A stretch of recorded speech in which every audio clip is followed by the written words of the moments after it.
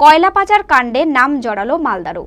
একই সঙ্গে নাম জড়ালো কেন্দ্রীয় নিরাপত্তা সংস্থা CISF এর। বৃহস্পতিবার সিবিআইয়ের 4 সদস্যের একটি দল এক অবসরপ্রাপ্ত CISF জওয়ান শ্যামল সিংয়ের বাড়ি ও ফ্ল্যাটে তল্লাশি চালায়। সেই তল্লাশি এখনও চলছে, তবে এখনও পর্যন্ত কাউকে গ্রেপ্তার করা হয়নি। 57 বছরের শ্যামল সিংয়ের বাড়ি রতুয়ার কাহালায়। তিনি আগে CISF এর জওয়ান ছিলেন। বছর 7 আগে অবসর নিয়েছেন। কাহালায় পোষাদপম বাড়ি রয়েছে তার। কলকাতার ভবানীপুর, আসানসোলের পুরাতন হাটেও তার বাড়ি রয়েছে। মালদা শহরের 1 নম্বর গভর্নমেন্ট কলোনিতেও রয়েছে তার বিলাসবহুল ফ্ল্যাট। এদিন 4 জায়গাতেই অভিযান চালায় সিবিআই।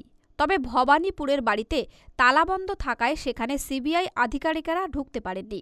এদিন সকাল 8টা নাগাদ কাহালার বাড়িতে হানা দেয় সিবিআইয়ের 4 সদস্য দলটি। তখন শ্যামল সিং ওই বাড়িতেই ছিলেন। সিবিআই আধিকারিকেরা বাড়িতে ঢুকেই সবার মোবাইল ফোন বাজেয়াপ্ত করেন। শুরু হয় জিজ্ঞাসাবাদ ও তল্লাশি। বেলা 12টা পর্যন্ত চলে সেই অভিযান। বেলা 12টা 3 মিনিট নাগাদ বাড়ি থেকে বেরিয়ে আসেন আধিকারিকেরা। সিবিআই আধিকারিকরা লাল শালুতে বেঁধে যে নথি নিয়ে গিয়েছিলেন তার মধ্যে শ্যামলবাবুর ব্যাংক অ্যাকাউন্ট, বই ও সম্পত্তির দলিল রয়েছে। প্রায় 45 মিনিট পর সিবিআই আধিকারিকেরা আবার ফিরে আসেন, আবারও বাড়িতে ঢোকেন। এরপরই সিবিআই আধিকারিকেরা শ্যামলবাবুর মালদার ফ্ল্যাটে তল্লাশি শুরু করেন। আমাদের যে ক্লাবের পাশে যে মধুবন্তী অ্যাপার্টমেন্ট আছে, হ্যাঁ, সেটাতে সিবিআইয়ের গাড়ি এবং তার সঙ্গে প্রচুর পুলিশ এবং সাংবাদিক আপনারা আছেন। তা আমার তো কিছু জানি না যে কি হয়েছে ব্যাপারটা নাকি, এটা আমরা কোনোদিন দেখিনি এই পাড়াতে, ওই জন্য আমরা উৎসুক হয়ে আসলাম যে কি বলছেন। এই ফ্ল্যাটে কে থাকে?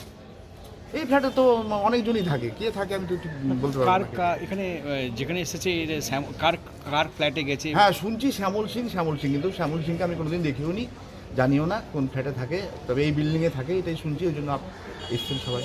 একেবারে শহরের বুকে আচমকা সিবিআইয়ের হানা, এটাকে কিভাবে দেখছেন? এটা আমরা খুব নিজেকে বোধ করছি, যে আশঙ্কিত বোধ করছি যে হঠাৎ করে আমাদের পাড়ায় তো এরকম শান্তশিষ্ট পাড়া, কোনোদিন পুলিশও আসে না আমাদের পাড়ায়, সেখানে এত বড় একটা সিবিআই।